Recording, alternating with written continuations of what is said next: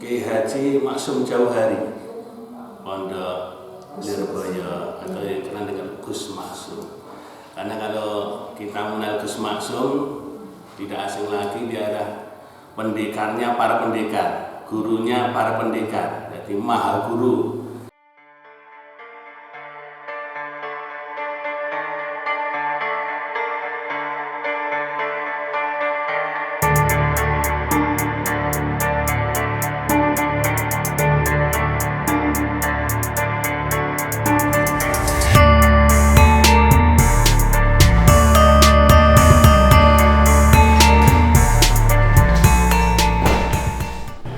Halo Sobat Jawara, salam bela diri. Kembali dengan Warta Jawara dan kali ini bersama saya Woro. Saya biasanya bersama tim Jawa Undercover, tapi kali ini untuk sementara saya menggantikan Mas Jihan Rizky sebagai host Warta Jawara karena beliau sedang ada tugas luar. Baik Sobat Jawara, kami sudah berada di kediaman Abah Kiai Haji Sofyan Ras Burhani atau masyarakat lebih mengenal beliau dengan nama Abah Jambrong. Ya. Beliau ini adalah salah satu sesepuh pencak silat Nahdlatul Ulama atau PSNU Pagar Nusa. Dan yang menarik perhatian saya di sini adalah kabar yang kami peroleh dari masyarakat bahwa PSNU Pagar Nusa ini didirikan oleh kiai-kiai yang memiliki linuih atau mereka yang memiliki atau beliau-beliau yang memiliki keistimewaan ilmu yang tinggi. Dan nanti kita akan berbincang-bincang dengan beliau tentang PSNU Pagar Nusa. Namun sebelumnya, bagi Sobat Jawara yang belum subscribe, silahkan subscribe terlebih dahulu. Dan jangan lupa untuk menyalakan tanda loncengnya untuk mendapatkan update berita terbaru seputar dunia bela diri di Indonesia. Ya, selamat pagi ya, Bah. Selamat pagi. Iya, mengingat informasi yang diketahui oleh masyarakat bahwa PSNU Pagar Nusa ini didirikan oleh kiai-kiai yang linuih atau yang memiliki kesaktian tinggi. Nah, mungkin bisa Abah ceritakan bagaimana sejarah dari berdirinya PSNU Pagar Nusa ini, Bah? Pagar Nusa itu sebelum adanya berdirinya Pagar Nusa ini adalah sebelumnya karena keprihatinan para kiai-kiai sepuh khususnya KNU bahwa sejak zaman dulu di pesantren itu memang sumbernya ilmu, bukan ilmu agama saja, tapi adalah ilmu bela diri, ilmu pencaksilat dan ilmu kesaktian pada zaman dulu. Sehingga berjalannya waktu terkikis oleh zaman dan keadaan yang serba modern, sehingga khas daripada pesantren dengan adanya perguruan pencaksilat itu terkikis dan hampir punah. Sehingga itu membuat para KNU, para sesepuh NU prihatin, hingga prihatin menjadi prihatin nelongsor. Jadi seakan-akan terkikis habis, sehingga pada waktu itu ada seorang pendeta besar dari Surabaya yang namanya Kiai Haji Zuhar Billah. Dia sowan kepada Kiai Haji Kiai Haji Mustafa Bisri dari Rembang. Dia sowan ke sana, terus berbincang-bincang istilah keluh kesah dengan istilah curhat dengan perkembangan pencaksilat yang ada di NU yang sudah punah, hingga pada akhirnya beliaunya dan Kiai Zuhar Billah dan rekannya mungkin sowan ke Kiai Haji Maksum Jauhari, Pondok Lirboyo atau yang dikenal dengan Gus Maksum. Karena kalau kita mengenal Gus Maksum, tidak asing lagi dia adalah pendekarnya para pendekar, gurunya para pendekar, jadi mahal guru istilahnya kalau di orang NU. Soal ke sana ada persepakatan pertemuan, jadi pertemuan para tokoh-tokoh pendekar itu, ya juga termasuk Gus Maksum juga Habib Haji Mukarramilah itu di Pondok Tebu Ireng Jombang, yaitu pada tanggal 27 September 1985. Di situ membahas dan membentuk wadah naungan atau penampungan daripada pencaksilat yang dinaungi diwadahi oleh Nahdlatul Ulama. Yang hadir dari tokoh-tokoh NU, para pendekar dari segala penjuru dan Jawa Timur, dari Ponorogo, dari Nganjuk, dari Kediri, Jombang, dan juga ada dari Kalimantan. Setelah itu akhirnya disepakati dan akhirnya ada pertemuan lagi, yaitu pada tanggal 3 Januari 1986 di Pondok Pesantren Lirboyo. Para tokoh kiai, para pendekar berkumpul di situ. Akhirnya disitulah pada tanggal itu juga terbentuk pencaksilat Pagar Nusa. Terbentuknya yaitu tanggal 3 Januari 1986 dan dipilih ketua NU-nya yaitu Gus Maksum dan ditetapkan oleh Kiai Haji Abdul Rahman. Ya. Itu sementara. Ya. Menurut keterangan yang kami baca di Pagar Nusa Online, PSNU Pagar Nusa ini merupakan wadah yang menggabungkan dan melindungi pencaksilat di lingkungan Nahdlatul Ulama. Nah, bisa Abah jelaskan aliran apa saja yang tergabung dalam PSNU Pagar Nusa ini, Abah? Sebenarnya penggalian daripada ilmu Pagar Nusa itu banyak sekali. Jadi memang karena Pagar Nusa itu dari ilmu-ilmu tua, ilmu pencak-pencak kuno yang asli dari dulu, itu penggaliannya dari ilmu yang asli pencak dulu. Jadi ada di situ ada jurus-jurus di Manding, ada Cikaret, Cikalong, Minang, Mataram, dan lain-lain sebagainya. Dan di Pagar Nusa itu juga ada jurus zahir dan batin, Mas. Istilahnya ada materi zahir yang jurus-jurus tangan kosong, juga ada materi batiniah untuk kejadukan, ilmu hikmah karena itu ciri khas Pagar Nusa. Makanya di dalam atraksi itu Pagar Nusa pasti sesuatu yang mengerikan, dengan gajah tajam, dilindas mobil, dengan petasan yang besar, dengan segala macam. Jadi ya, Pagar Nusa sendiri adalah bentengnya NU dan bangsa. Akhirnya bentengnya NU juga bangsa, juga ulama NU itu. Gitu. Baik, Bah. Dan di setiap perguruan atau aliran di pencaksilat itu memiliki tingkatan-tingkatan yang harus atau wajib ditempuh oleh para muridnya atau para anggotanya. Nah, ini ada berapa tingkatan di Pagar Nusa? Atau mungkin apakah masing-masing aliran yang di bawah naungan PSNU Pagar Nusa ini menganut sistem tingkatan yang sama gitu? Sebenarnya kalau tingkat jurus-jurusnya dan tingkat-tingkatnya kan ada paket-paket. Jadi ada paket kanak-kanak, gitu. Ada paket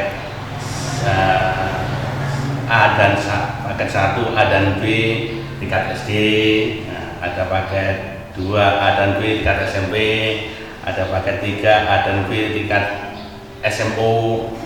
dan paket bela diri untuk perguruan tinggi istilahnya. Oh begitu. Karena kalau sudah tingkat yang perguruan tinggi itu sudah mencakup semuanya, daripada jurus-jurusnya, juga materi batinnya, juga hikmahnya. Karena di situ juga ada nanti jurus-jurus Asmaul Husna dan Karomah dan lain sebagainya. Itu berkembang terus dan digali terus sampai sekarang. Begitu. Jadi untuk naik ke tingkat yang berikutnya itu sekitar berapa atau ditempuh dalam berapa bulan kayak gitu? 1 tahun gimana? Minimal 1 tahun. 1 tahun. Jadi biasanya kalau kita mengadakan pengesahan itu kalau Jawanya di bulan Rajab atau bulan Asyura. Itu di mana-mana di seluruh Indonesia. Di setiap cabang biasanya ada pengesahan yaitu bulan Asyura atau bulan Rajab. Dan minimal ditempuh 1 tahun. Minimal ditempuh 1 tahun. Untuk mencapai tingkatan yang mungkin ya menyelesaikan atau ya tingkatan tinggi itu menempuhnya harus berapa tahun? Menurut dari Abah Jamrong sendiri. Ya kalau kita mau mendetailkan materinya jurus-jurusnya itu ya sebenarnya tidak lama. Tapi kalau untuk memperdalam dengan ilmu lainnya kan juga ada ilmu batin, ilmu kanuragan, jurus-jurus Asmaul Husna, jurus Karomah itu 1 tahun bisa menjadi pandekar yang menilai istilahnya begitu. Jadi tinggal dari 1 tahun terserah dari si praktisinya untuk melanjutkan. Ya setelah kita disahkan kan mungkin ada dia yang menggali lagi dengan gurunya, ilmu karomah, ilmu kebal, ilmu bisa digali terus, jadi tidak terbatas. Tidak terbatas ya. Kalau sudah disahkan terus istilahnya terus menuntut ilmu pendekaran, karena di dalam istilahnya ilmunya Allah itu kan luas, bagaikan lautan yang tidak terbatas. Jadi istilahnya lautan seluruh dunia ini menjadi mangsi pena, dan kalau dengan menjadi kertasnya maka tidak akan bisa menulis, bisa habis dengan ilmu Allah. Makanya tidak berhenti untuk mencari ilmu. Siap. Jadi jika diizinkan mungkin bisa Abah jelaskan ini kira-kira materi apa saja yang diajarkan di PSNU Pagar Nusa ini? Ya materinya kan ya tadi ada jurus-jurusnya, terus juga jurus-jurus karomah, misalnya jurus dari Asmaul Husna, ada jurus 1 rusuk, yaitu daripada Syekh Maulana Ibrahim, ada jurus 2 Syekh Maulana Isna, ada jurus 3 itu Syekh Maulana Ahmad Jamaluddin, ada jurus 4 itu Syekh Maulana Marabi, ada jurus 5 Syekh Maulana Al-Judin, ada jurus 6 Syekh Maulana Malik Israel, ada jurus 7 Syekh Maulana Ali Akbar, ada jurus 8 yaitu kurung namanya Syekh Maulana Subakir, dan yang 9 potong jurus 9 Syekh Maulana Ammar. Jadi masih banyak lagi mungkin jurus-jurus yang disimpan oleh para pendekar sepuh-sepuh. Saya termasuk pendekar paling muda sekali. Paling muda dan tidak termasuk kepengurusan ini. Oke. Dan apa ciri khas dari Pagar Nusa ini, Pak? Pada ciri khas Pagar Nusa itu sebenarnya ciri khasnya Pagar Nusa di mana-mana itu mesti ilmu hikmah. Pasti ada ilmu hikmahnya. Jadi Pagar Nusa ini dengan ilmu hikmahnya, kalau kita lihat di berbagai pertunjukan, jadi pasti ciri khas ilmu hikmah. Hikmah itu ilmu kebatinan, kecerdasan. Seperti kita melemaskan besi yang keras, bergulung-gulung di duri salah, makan beling di das mobil, dan mengalami yang berat, itu ciri khasnya Pagar Nusa. Dan juga banyak materi-materi untuk pertandingan di Olimpiade, dan akan juga ada Oh gitu. Untuk filosofis logo perguruan PSNU Pagarnusa bisa Abah jelaskan ini? Filosofi di dalam lambangnya yang intinya yaitu ada tulisan ya ghaliba illallah. Jadi ada seperti kita, kita itu yang melingkar di gambar jagat itu, gambar bumi. Ada tulisan ya ghaliba illallah yang bermakna tidak ada kemenangan kecuali pertolongan Allah. Itu termasuk slogan yang paling luar biasa. Jadi sehebat apapun, sekuat apapun, semuanya adalah pertolongan. Sesakti apapun dia tetap pertolongan Allah. Dan situ ada gambar jagat atau bumi, bahwa Pagarnusa ada di muka bumi. Lalu ada bintang 9, yang paling tengah kan besar itu. Bintang 9 ini dalam arti Wali Songo. Yang besar itu adalah karomahnya para wali, unggulnya para wali. Dan warna putih itu adalah Islami, iman, Islam, ihsan. Kalau tidak salah. Oke. Sampai saat ini sejauh mana Mbak perkembangan PSNU Pagarnusa di Indonesia? Perkembangannya alhamdulillah sejak banyak-banyak sekarang sudah menyebar kemana-mana, bahkan sampai mendunia sekarang di luar negeri. Kalau di Nusantara sudah banyak, sudah ada rantai yang sudah. Kalau di luar negeri sendiri untuk di mana negaranya? Yang mungkin saya tahu sekarang masih di Malaysia. Masih di Malaysia. Tiongkok juga ada. Ya.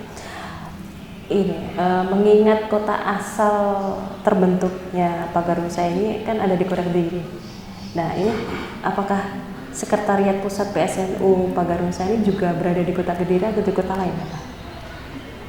Yang pengurusan besar, insya Allah sampai sekarang kita ada pengurusan besar, peran jelas. Cuma lahirnya memang di Kota Kediri. Di Lirboyo. Ada tokoh pendidikannya yang maha pendidikan namanya Gus Maksum itu ada di sana dan terbentuknya juga di sana. Kalau pengurusannya setiap dapat ada. Kalau pusatnya mungkin ada di Jakarta. Oh, ada di Jakarta.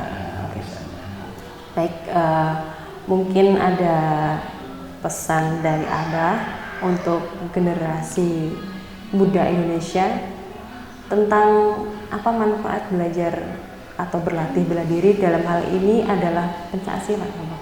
Mungkin ada pesan juga dari Abah, khusus dari Abah untuk para sobat jawara atau.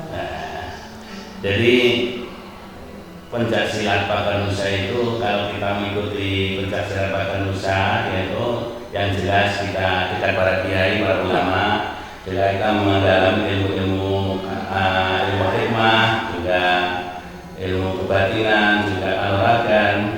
Jadi istilahnya cari ilmu walaupun sampai mati pun juga mencari ilmu. Dan kalau kita berbicara tentang kapandikaran, jadi istilahnya di atas langit masih ada langit, di atas gunung yang tinggi masih ada gunung yang tinggi. Di atas pendidikan ada yang lebih pendidikan, di atas orang pintar ada yang lebih pintar, di atas orang yang kuat masih ada yang kuat. Sehingga kita kalau sudah masuk ke perguruan SNU itu, Pagarnusa itu dia bisa menjadi lembut hatinya, juga akhlaknya juga baik karena sering bergaul sama kiai. Jadi istilahnya kalau tak pernah menantang walaupun dia lawan, dan tak pernah mundur kalau ditantang. Jadi kalau biasanya kalau di Kediri kan ada pecak dor itu. Pecak dor itu adalah pertarungan bebas. Pertarungan bebas. Perguruan bisa saja naik. Jadi kalau yang malam gitu ya. Bebas itu. Kalau dulu zamannya Gus Maksum, banyak yang patah tangannya, kakinya gitu, sekarang sudah ada dibatasi. Jadi di atas musuh, di bawah kawan. Di atas lawan, di bawah kawan. Dia punya usul-usulan benar. Untuk menampilkan apa yang mereka miliki, silahkan kayak gitu, yang di Pencak Dor itu. Oh, iya. Jadi mengambilkan jurus-jurusnya. Kalau di bawah toh ya kayaknya kita kan kurang. Coba di atas. Di atas yang dipertemukan musuh beneran ya. Iya. Wah ya ramai itu. Itu hampir biasanya setiap ada acara-acara apa itu acara haul ya. Itu di Kalau di Madiun sini dulu guru yang paling sepuh yaitu Abah Tarom Anu, Mbah Nasri, juga Mbah Manap Abdul Manap itu juga dari Ungu juga itu tapi sambil meninggal. Ya, begitu ya. Baik, baik Abah, terima kasih atas kesempatan dan waktunya untuk berbincang-bincang. Semoga ini bisa bermanfaat bagi Sobat Jawara dan masyarakat Indonesia. Sukses selalu untuk PSNU Pagar Nusa. Ya. Baik Sobat Jawara, demikian wawancara Warta Jawara dengan Abah Sofyan, salah satu sesepuh PSNU Pagar Nusa. Ada yang perlu saya sampaikan di sini bahwa Warta Jawara hanya berusaha untuk mengkomunikasikan dan turut melestarikan budaya bela diri yang ada di Indonesia. Ini sama sekali tidak dimaksudkan untuk menjadi sebuah bahan perbandingan satu bela diri dengan bela diri yang lain ataupun satu perguruan dengan perguruan yang lain, dan akan lebih bermanfaat jika Warta Jawara dapat menjadi sarana komunikasi dan silaturahmi untuk melestarikan budaya bela diri di Indonesia. Terima kasih Sobat Jawara, tetap semangat, salam bela diri.